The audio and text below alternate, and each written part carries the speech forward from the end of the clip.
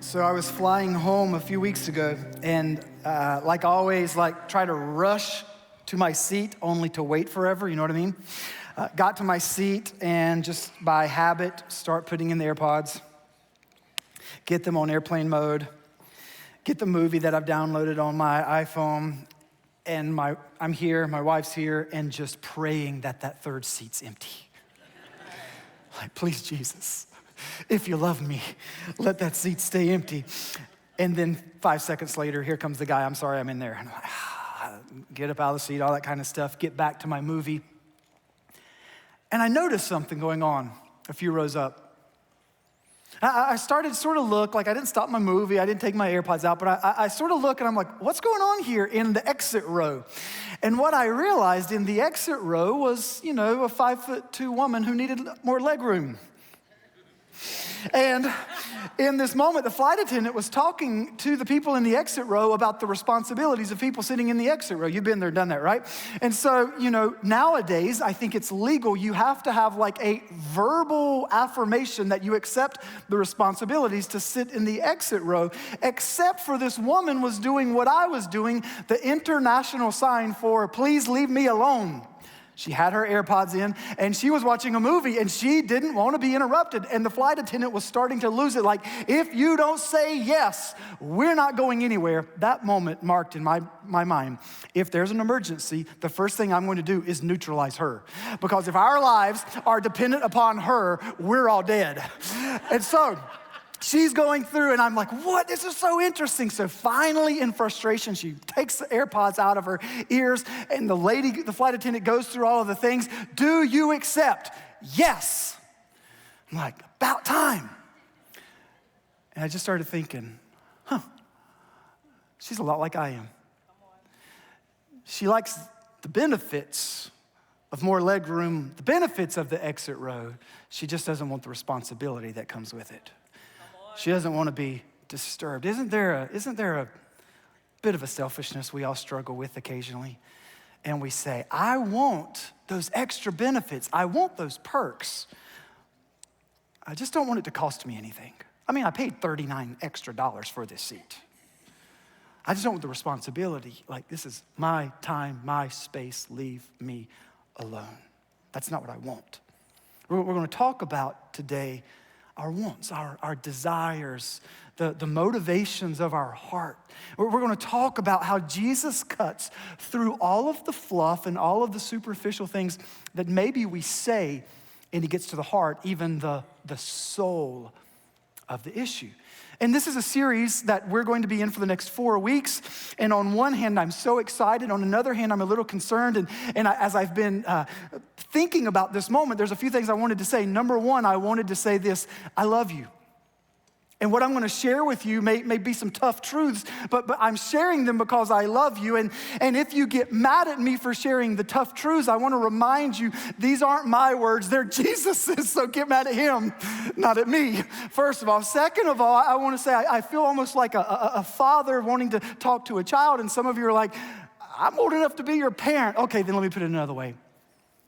I want to talk to you as a pastor who's concerned.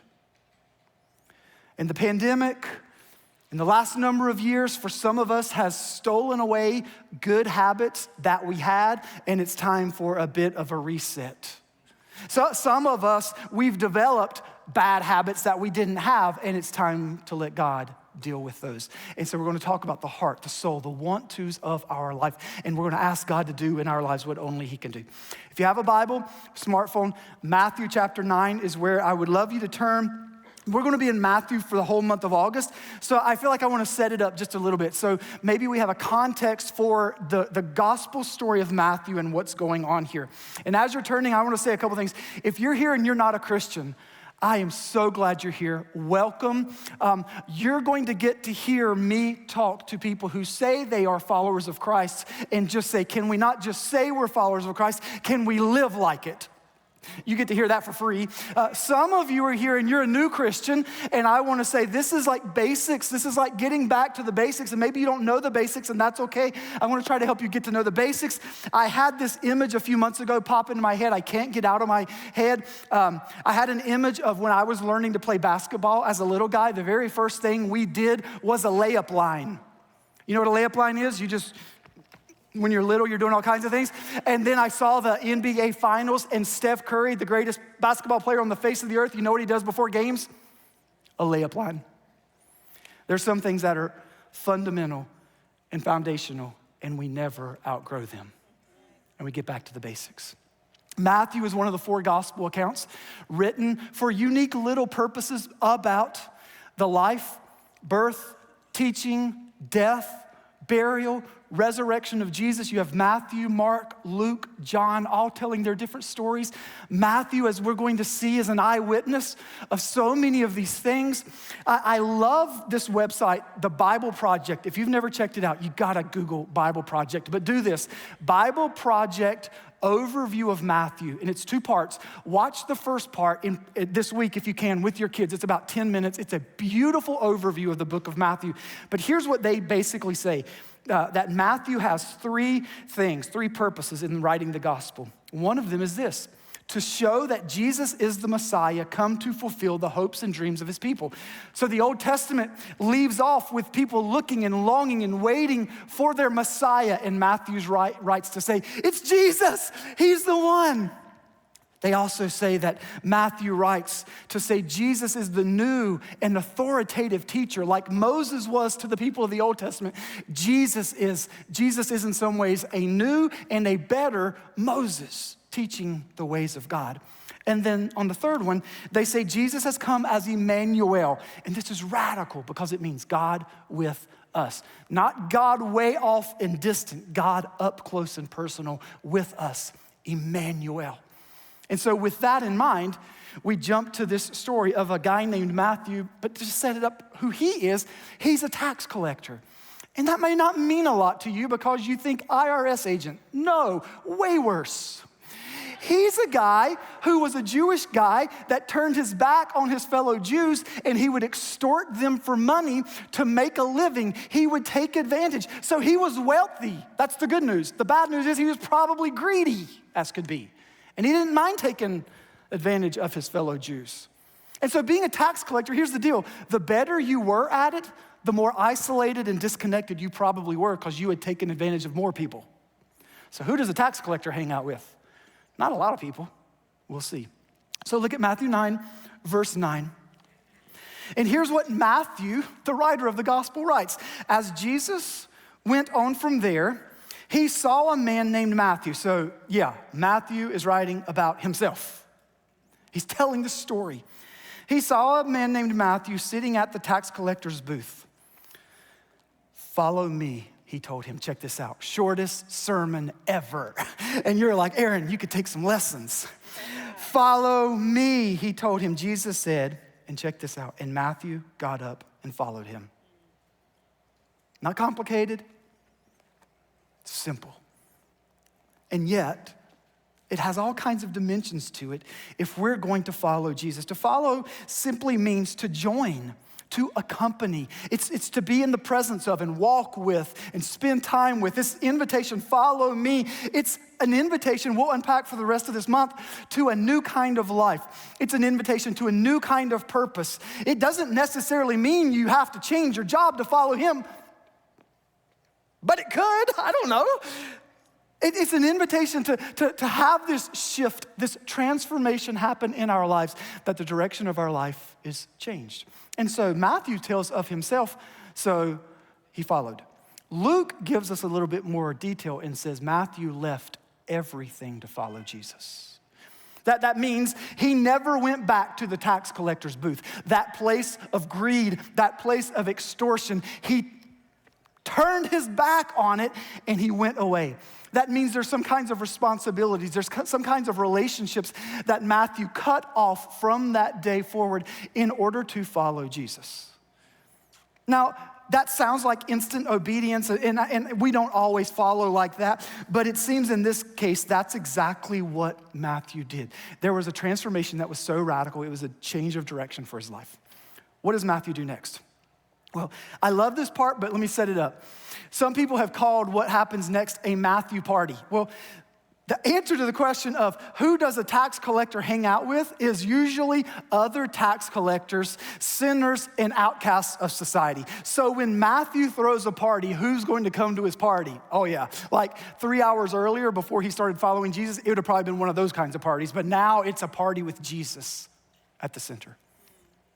Verse 10, while Jesus was having dinner at Matthew's house, many tax collectors and sinners came and ate with him and with his disciples. See, sitting around a table in the ancient world was this place of hospitality, this place of fellowship, this place that despite differences, you could unite around sharing a meal together. Verse 11, when the Pharisees, those religious people, Jesus often calls hypocrites or all kinds of beautiful, encouraging words. When the Pharisees saw this, they asked his disciples, why does your teacher eat with those people? Tax collectors and sinners. Why would Jesus be with those people?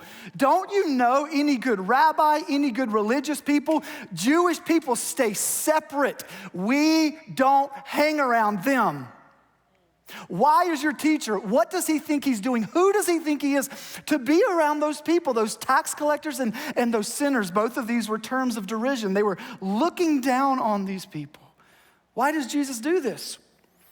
What's he around a table for? And Woody and I were talking, Pastor Woody and I were talking in between gatherings, what we wouldn't give to be able to sit down at a table with Jesus and see the perfect balance of truth and grace. Jesus wasn't sitting with tax collectors and saying, it's okay, keep on being greedy, you're fine. But he also wasn't condemning him.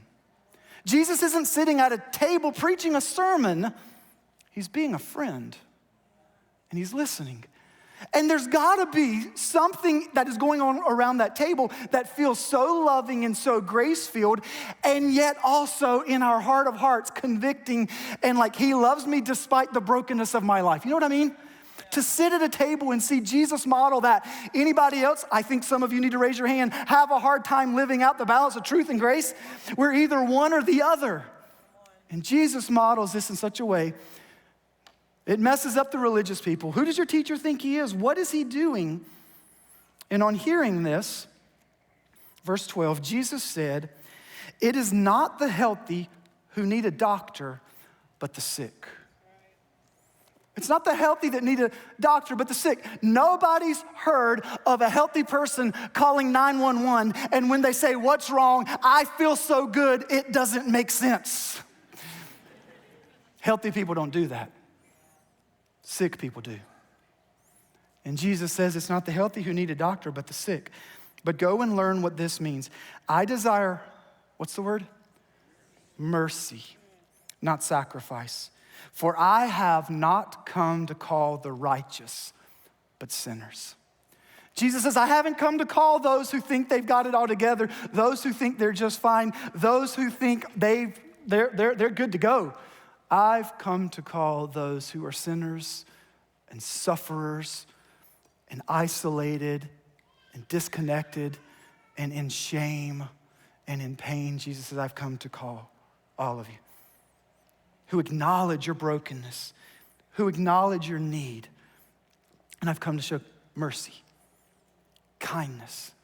See, if the sick and the sinners, the tax collectors were the ones that Jesus came to show mercy, he probably wasn't going to say, hey, I'll be at the synagogue, come see me. He probably had to go where they were and meet them in the midst of their hurts and in the midst of their pains. 2 chapters later, they give Jesus a nickname. Oh, he's the friend of sinners. And it was used as a term to put him down, but Jesus was saying, that's the reason I came, to help those who are hurting, to meet with those who are sick. And so Jesus is going to give this call like he gave to Matthew, follow me. And I want us to unpack, what does that mean? What does that look like? So turn, if you would, a few chapters later to Matthew 16, and we're going to unpack that. But before we get there, I want to give a definition. We can talk about following Jesus. Sometimes you may hear around church the word discipleship. But I want to use this phrase today, spiritual formation. Spiritual formation, what does that look like? What does that mean? And I found this amazing definition from Robert Mulholland Jr., and it's got 4 phases. Number 1, spiritual formation is a process of being formed into the image of Christ for the sake of others. And we're going to unpack those 4 parts of that. It's a process of being formed in the image of Christ for the sake of others. So here in Matthew 16, in just a moment, I'll start in verse 24. Jesus has just told his disciples, again, listen, I'm going to die. I'm going to be crucified. I'm going to be buried. And then I'm going to be raised to new life. And he's told them this. He's trying to prepare them for what's going to come. In this specific moment in Matthew 16, Peter hears this and Peter's like, Jesus, come on, man, that's not going to happen. Come on, Jesus, that's not what's going to happen. And Jesus says to Peter, get behind me, Satan.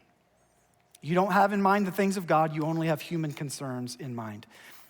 And the very next verse, then Jesus said to his disciples, verse 24, whoever, I want to get you to repeat some words or phrases. Whoever wants to. Will you just say wants to?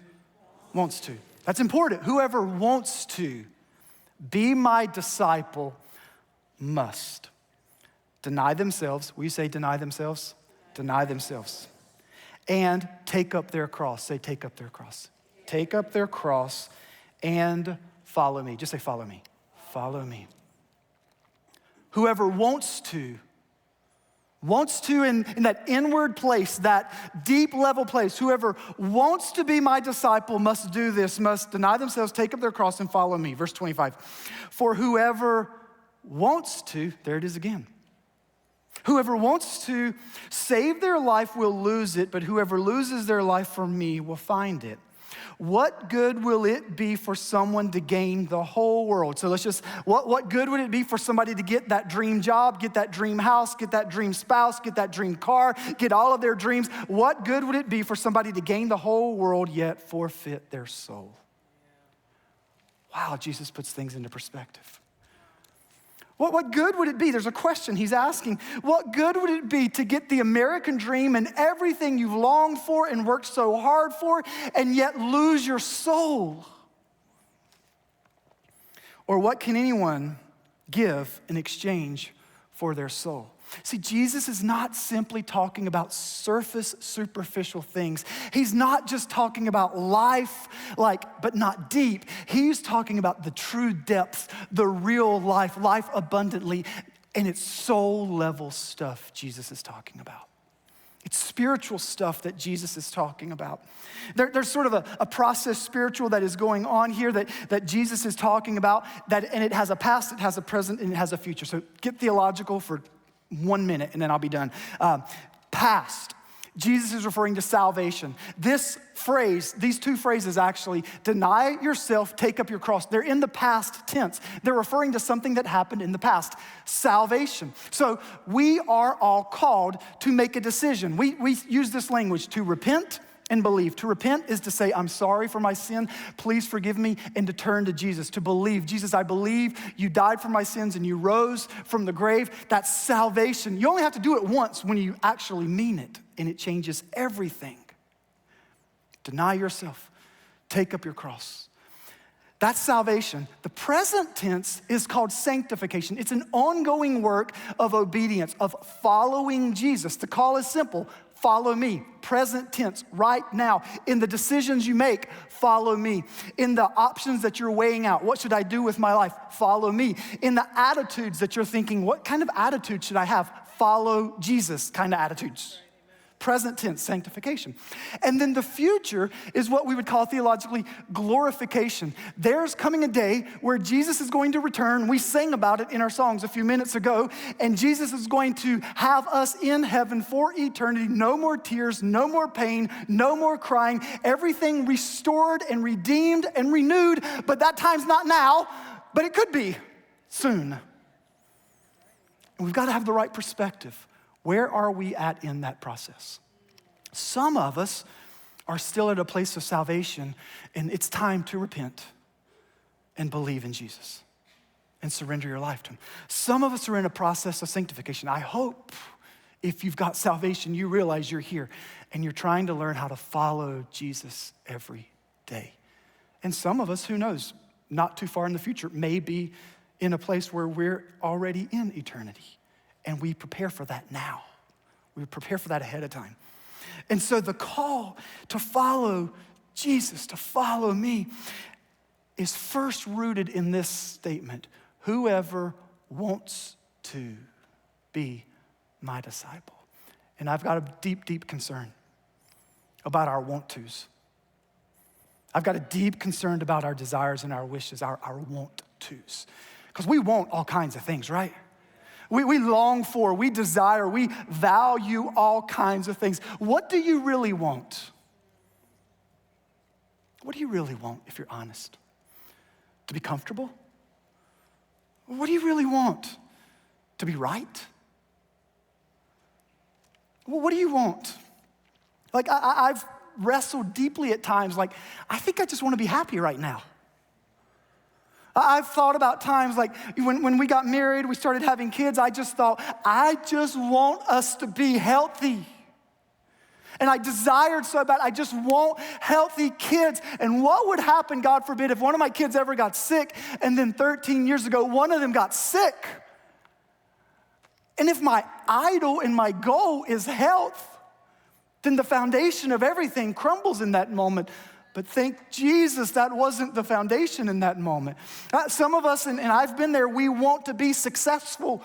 And we're like, I want to be seen as successful. I want to make money and be successful. I want to have a house and be successful. I want others to look at me and say, you're successful. Look at the car you drive. You must be successful. And how much more would it take for those of us who don't feel successful to actually feel successful?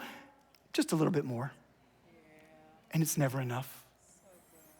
Sometimes I just realize, like I was praying early this morning for you, for me, a lot for me. Sometimes I just want control. Like I just want control. And that's why a long, slow line in the grocery store can cause me to almost lose back here my salvation. I'm like, can't we just do this better? That's why traffic would cause stuff to rise up. I'm like, if you all just drove like I drove, you know how much better the world would be? I want control. But I don't have control. So what happens when we don't have what we want? What are our want tos? We're sometimes like the lady in the exit row.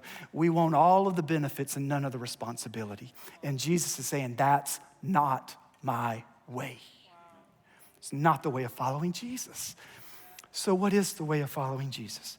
Okay, back to the breakdown of spiritual formation. Spiritual formation is, first of all, a process.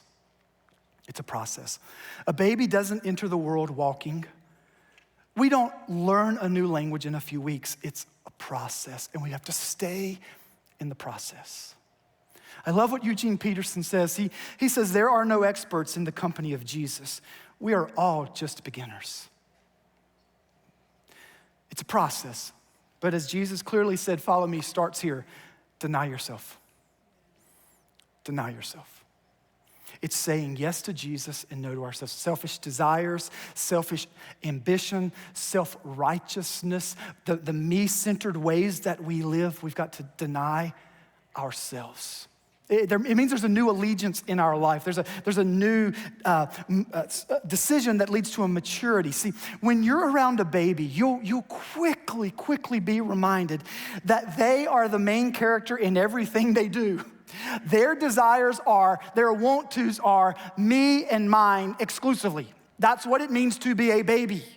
You may be eating as the parent, and that baby's like, that's my food. I don't know what you're talking about. Mine, give me some food. You may be trying to watch something on your phone, and that baby's like, that phone is mine. Give me the phone. And you're sort of like, but that's my food. Oh, but I like to share. You're so cute. That's my phone. Oh, I don't care. Because when you love the baby, you'll sacrifice for the baby. Yeah. You'll deny yourself for their sake. You'll deny yourself sleep. You'll deny yourself vacations with your spouse.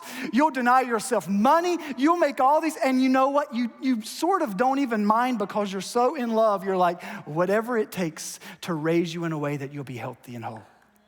There's a new authority. There's a new love that has entered into our life. And it's so cute when a baby does that. But it's not cute anymore when you're 42 or 55 and you're still saying, mine, mine, mine. And Jesus says we've got to deny ourselves if we're going to live his life. You're not the star of the story. You're not the center of it. Jesus is inviting us into a story where he is the one. He is the name above every other name. And when we find that, we find life and we find peace and we find purpose. Amen. Not through what's in this for me. Not through you just do you. No, deny yourself. And we're more aligned sometimes to our world than to his word. And so spiritual formation is a process. Second, it's a process of being formed. A process of being formed. And here's what I pray God would help us to understand. We are all being formed by something. Yeah. Our want-tos are being formed by something. Would you just do something? Pause for a minute and just pray a simple prayer. God, help me to see what's forming me. Just pray that. God, help me to see what's forming me. God, help us to see what's creating that want to in our lives.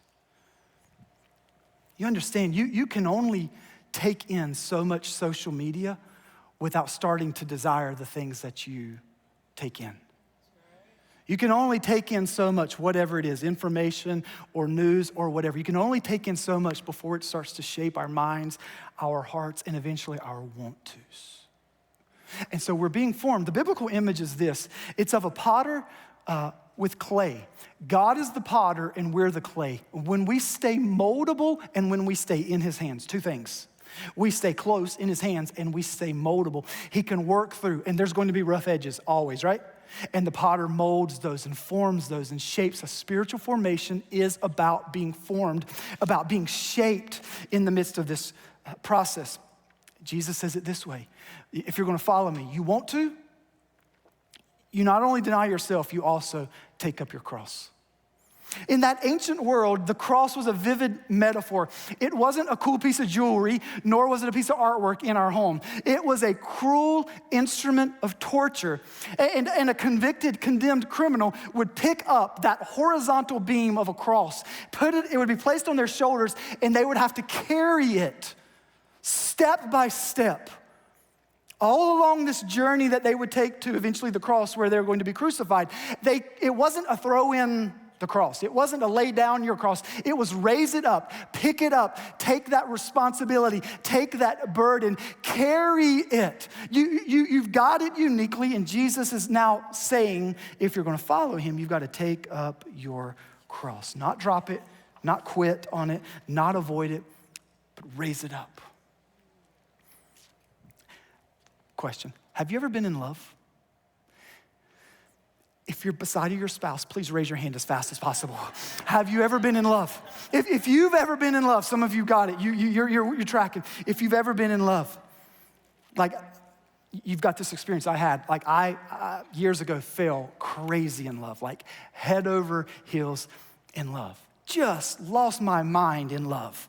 Like I stayed up late talking on the phone. I don't talk on the phone. Like, what in the world? I was spending money I didn't have. I didn't drop out of seminary, but I pushed pause on a seminary for a whole semester because I was in love. And I'm like, this is dumb. I need to keep my education going. But I was in love, and love will make you do crazy things. And you know what? I spent money and time and energy that I didn't have, and I did not care ever. Nobody made me do it. Nobody said, you know what you should do if you're in love? You should. Nobody told me. I just did it. I took the responsibility. I did those kinds of things you do when you're in love. I didn't say I was talking about my wife, but I would be a dummy if I wasn't talking about my wife. So I am talking about my wife. I am. But like I was doing things because of a new responsibility out of love. And it didn't matter what the cost was. The denying yourself was easy. The carrying through with that responsibility was easy. Not because it's just I had a feeling of love. Yes, there was that, but there was also a commitment to sacrificial love. And it changed everything. Jesus isn't saying, I want to put all these burdens on you and, oh man, you think you got it tough, let me give you 10 more burdens. Jesus is saying, if you follow me, your heart, your soul, your life will be so transformed, your want-tos will be changed. You'll start to want what God wants. You'll start to want to follow Jesus in every way. You're formed. I am formed. Sometimes through tears and sometimes in laughter. We're formed, we're shaped. Sometimes in listening and sometimes in serving.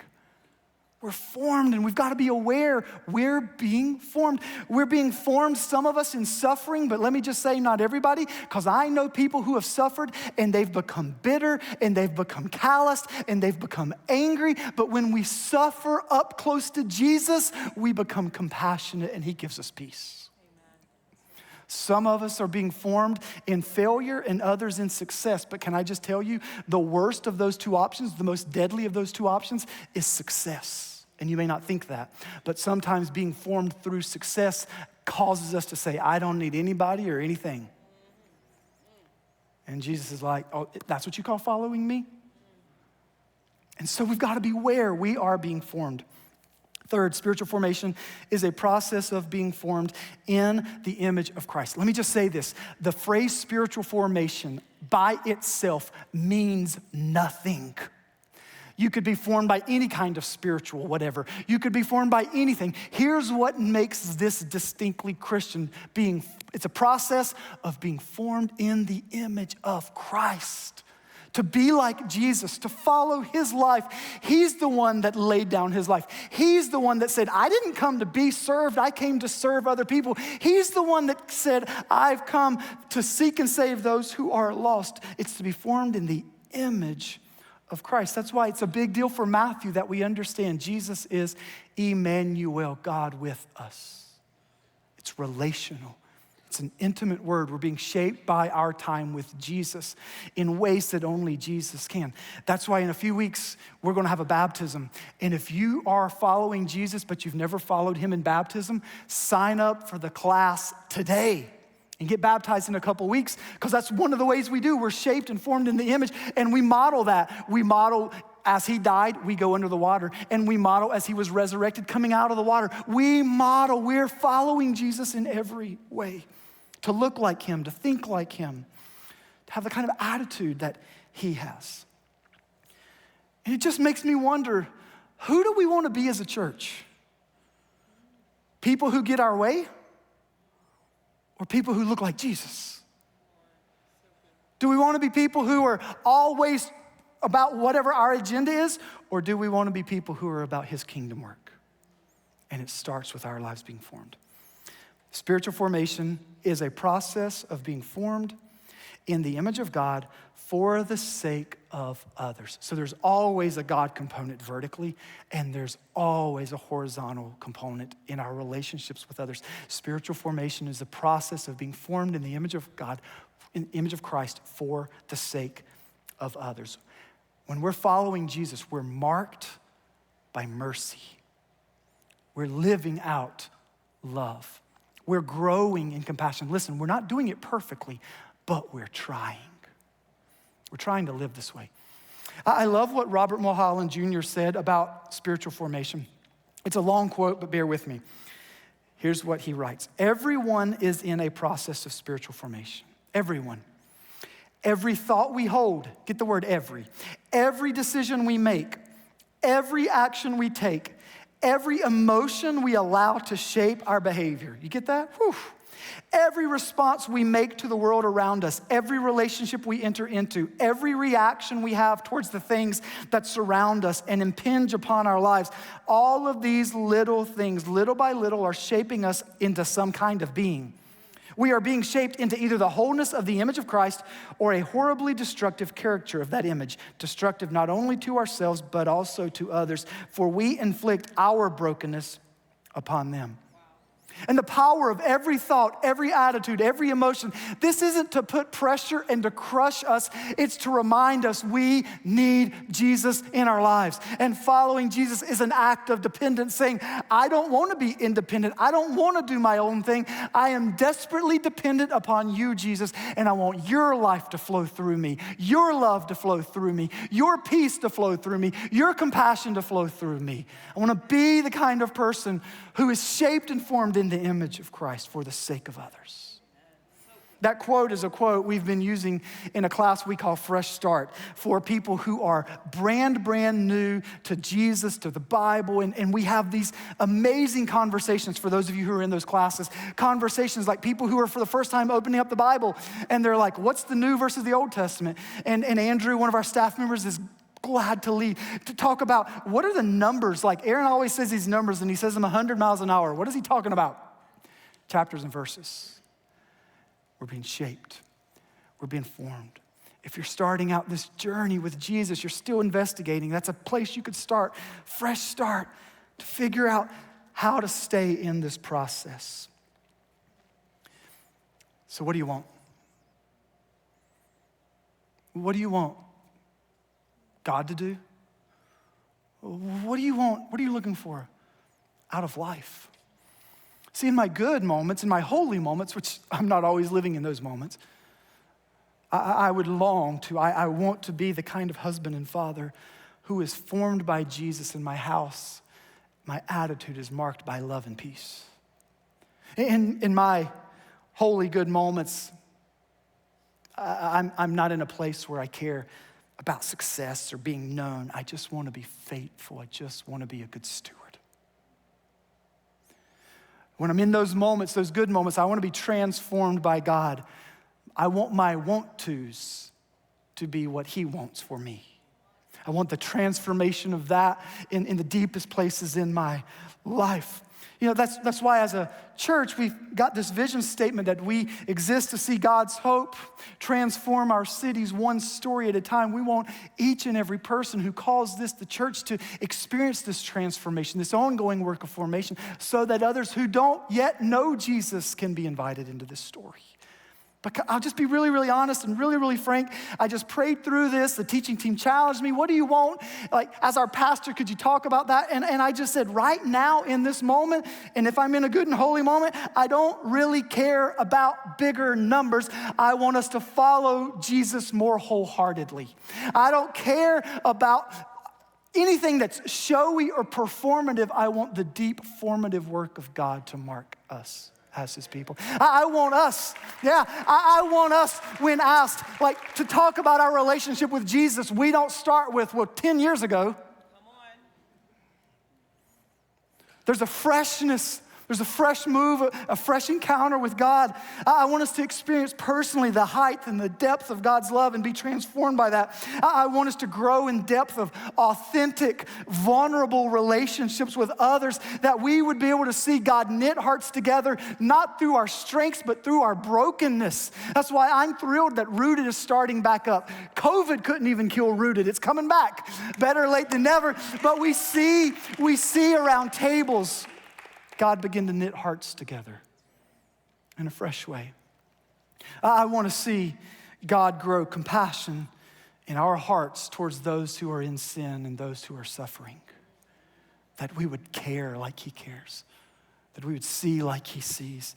We would be moved. And I want to want what he wants. I don't even know if that's good English. I want my want-tos to be transformed. How about you? Would you just maybe just whisper us a prayer? God, I want my want-tos to be yours.